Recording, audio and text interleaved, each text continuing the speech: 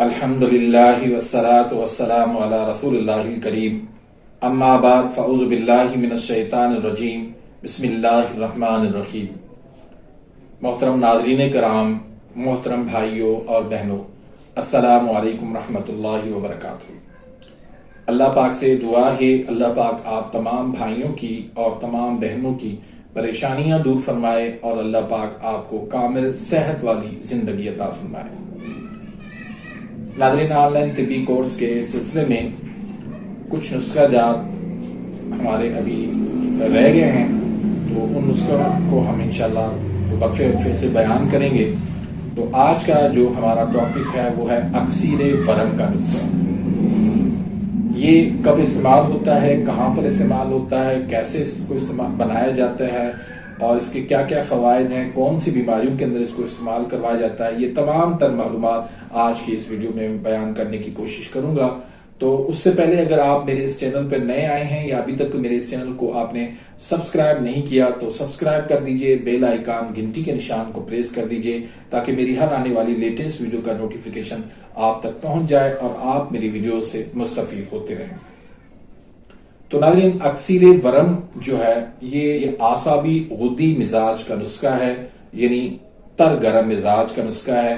یہ جو ہے وہ زیادہ تر عضلاتی غدی تحریک اور غدی عضلاتی تحریک کے جو سوزش اور ورم ہو جاتے ہیں وہاں پر استعمال کروایا جاتا ہے۔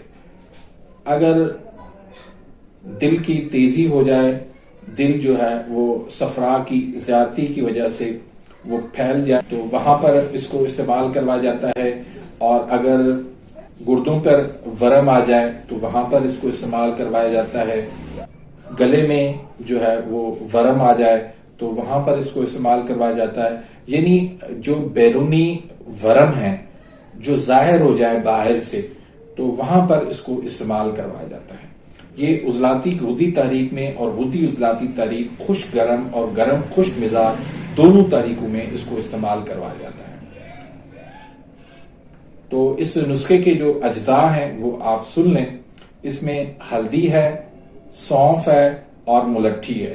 تینوں جو ہے آپ نے ایک ایک تولہ لینا ہے، اور اس میں ریوند خطائی جو ہے وہ آپ نے 3 تولہ شامل کرنی ہے۔ بہت سارے انڈین بھائی کہتے ہیں کہ انڈیا کے اندر جو ہے یہ ریوند خطائی ہمیں نہیں ملتی، تو وہ ریوند خطائی کی جگہ ریوند چینی اس میں ڈال سکتے ہیں۔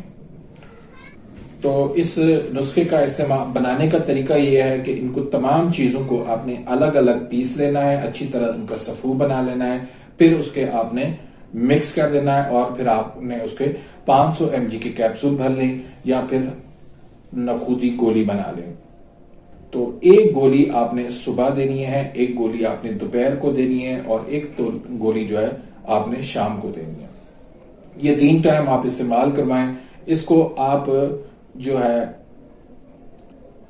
ہر قسم کے کینسر کے لیے بھی آپ اس کو استعمال کروا سکتے ہیں، دوسری ادویات کے ساتھ۔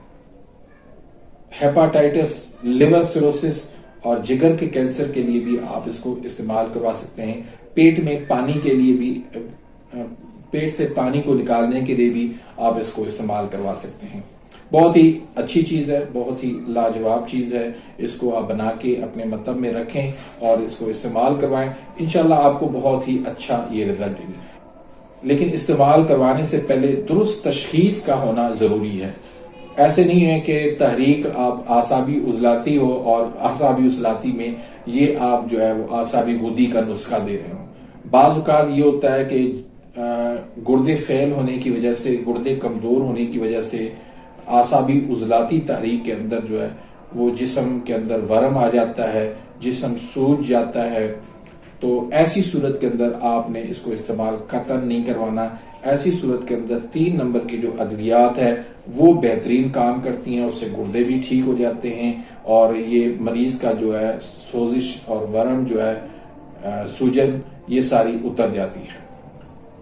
تو درست تشخیص کر کے پھر آپ کوئی بھی دوائی استعمال کریں گے تو اللہ کے فضل میں کوئی دوائی نقصان نہیں دے گی، اور انشاءاللہ فوری طور پر آپ کو پہلی خوراک سے انشاءاللہ رزلٹ ملے گی۔ تو امید کرتا ہوں کہ آج کی اس ویڈیو سے آپ مستفید ہوئے ہوں گے۔ ملتے ہیں انشاءاللہ نیکسٹ ویڈیو میں، تب تک کے لیے اجازت، اللہ حافظ۔